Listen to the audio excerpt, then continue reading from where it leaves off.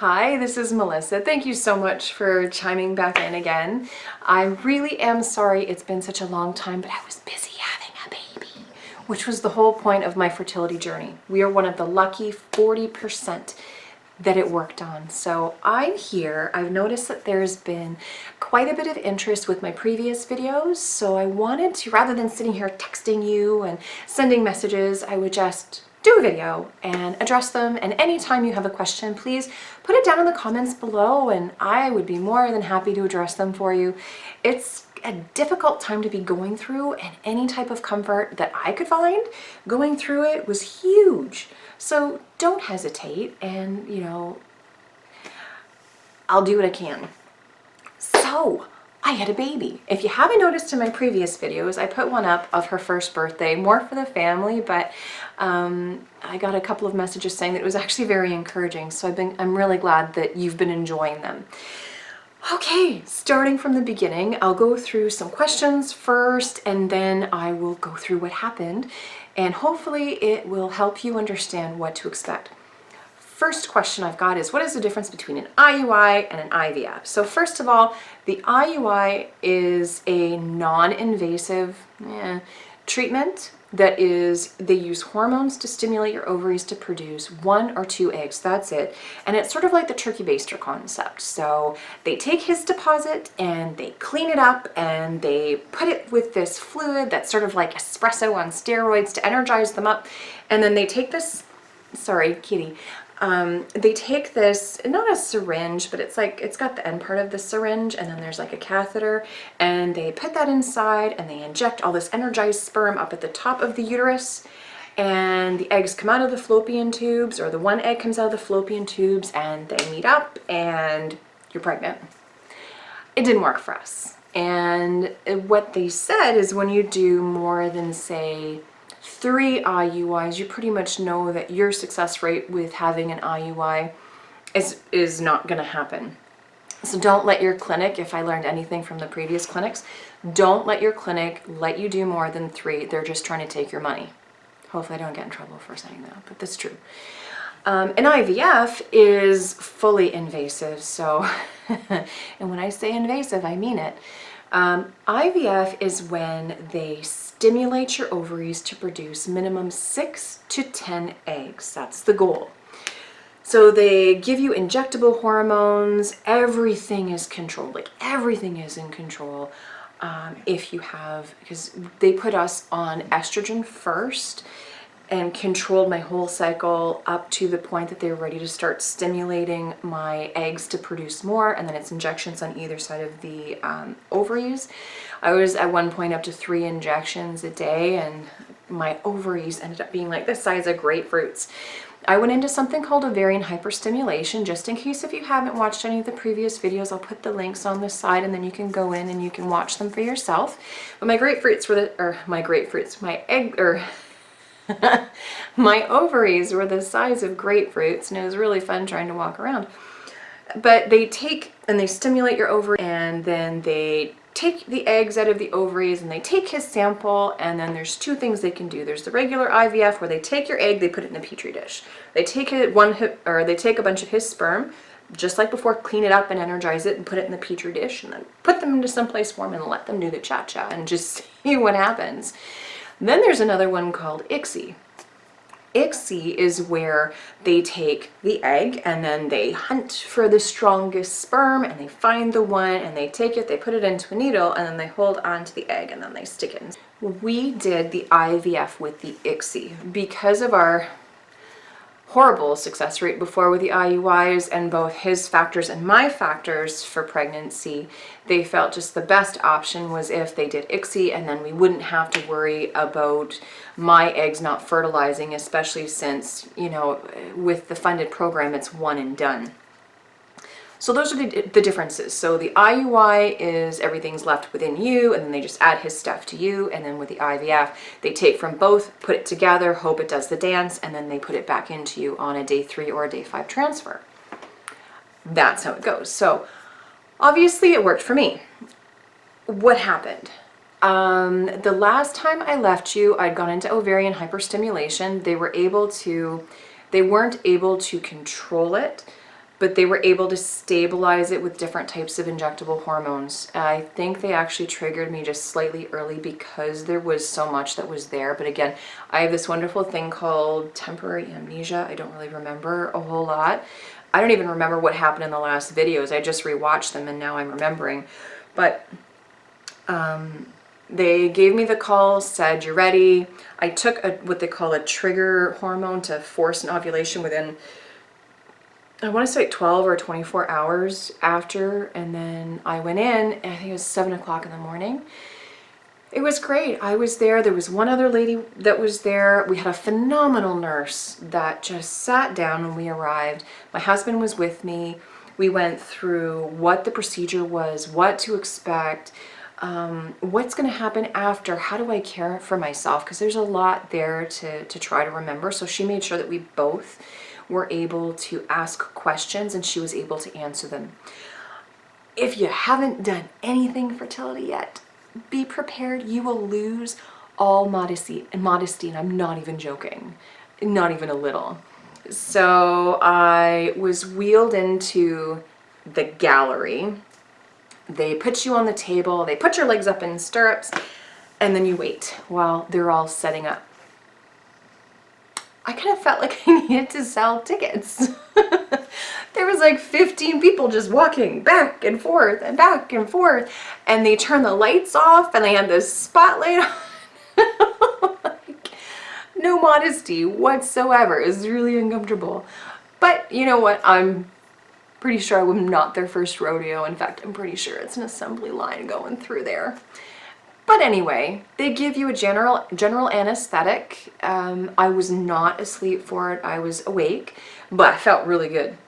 Like, I felt really good. So much so I was kind of like asking for a 12-pack when I was leaving just so I could take it with me and enjoy it for the rest of the day.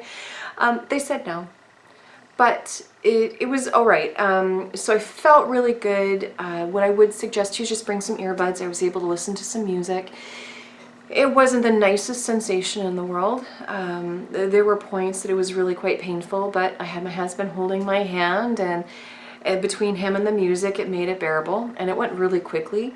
They told me afterwards that I had stimulated 31 follicles. Like, that's just insane. They retrieved 21. Of the 21, 17 of them were mature enough for them to perform the ICSI. And then from there, they would contact us on the very early morning of day 3 and let us know what happened. And if nothing happened on day 3, then they'd go to day 5. So we got a phone call very, very early in the morning on day 3, said, well, you've done really well. Of the 17 that we fertilized, we've got 15 of them that have divided to 8 cells, which is what you want. And because of the number, they felt more than confident to say, commit, we'll contact you on day 5 and we'll look at doing the transfer then. We got a phone call on day 5, said, yep, we got one for you, come on in and we'll get you started. Now my husband couldn't be there, but my mother was there, which was, it was fantastic. They let her film it, so I'm going to try to put a link. But like, how many grandmothers can say that they were there the moment their daughters got pregnant? They were wonderful. We got into the room, the doctor sits down next to me, he puts his hand on my head and he says, we have one egg out of 15. I was excited and happy, but part of me was sort of like crushed because I had 15 possible babies 2 days ago, and now I have one. And what if this doesn't work? There's a whole lot of things that go through your brain. And they showed me a picture of this beautiful, beautiful egg. And at this point on day 5, it's no longer an embryo, it's now a blastocyst. So the outer shell of that egg has fallen off. And when you look at it, you can see 3 different layers of cells. There's hundreds of cells. So you've got one set of cells on the outside, and that set of cells on the outside, that's for the spinal column. and the brain. And then there's another sac of cells onto one side, and those are all going to be for like the heart and all the internal organs. And then there's another sac of cells. I don't know what that's for, but I'm pretty sure it's like connective tissue. But here's this cell on day 5, and if I was pregnant on 5 weeks, that is what pregnant would have looked like.